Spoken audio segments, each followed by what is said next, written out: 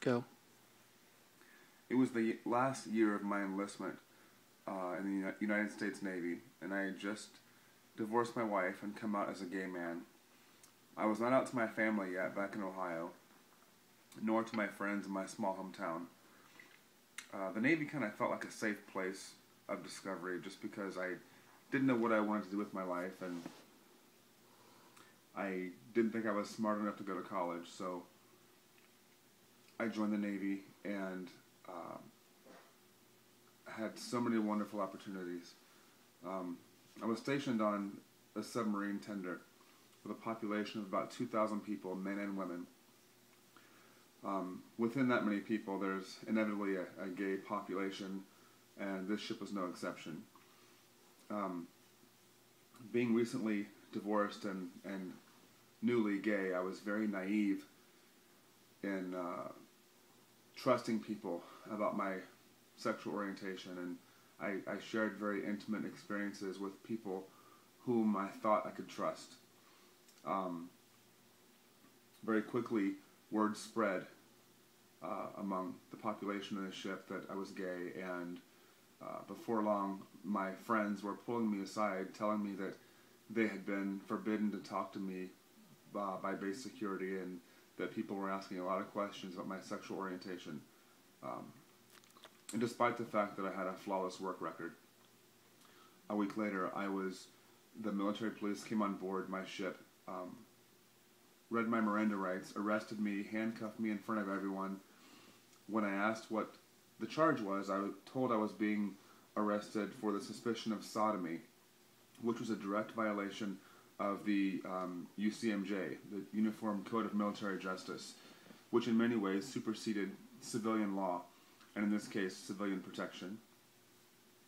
I was completely mortified and horrified and just terrified. It was the scariest thing I'd ever encountered. I was taken to base security, interrogated, and I quickly learned two things. One, that whoever turned me in was someone who I trusted with intimate details of sexual encounters, and two, that they were waiting for me to say the words, "I am gay."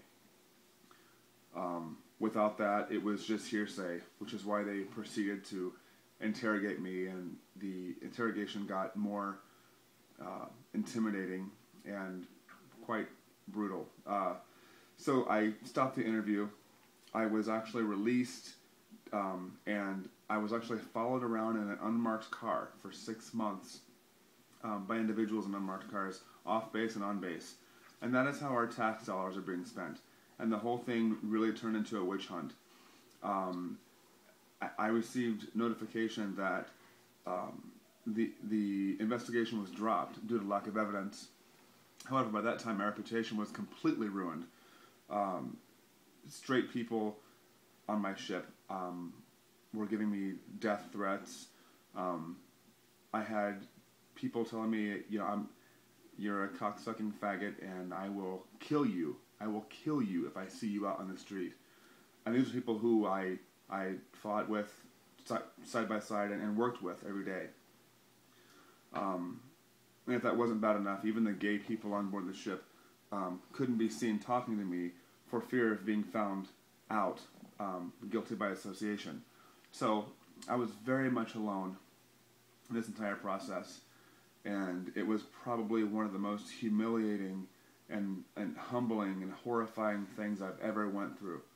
And I quickly learned to question authority, and I quickly learned how to find pride in myself, despite the fact that the country that I had invested 4 years of my life with and had potentially put my life on the line to defend, was now persecuting me for who I was. And that is my story of being involved in the policy of don't ask, don't tell.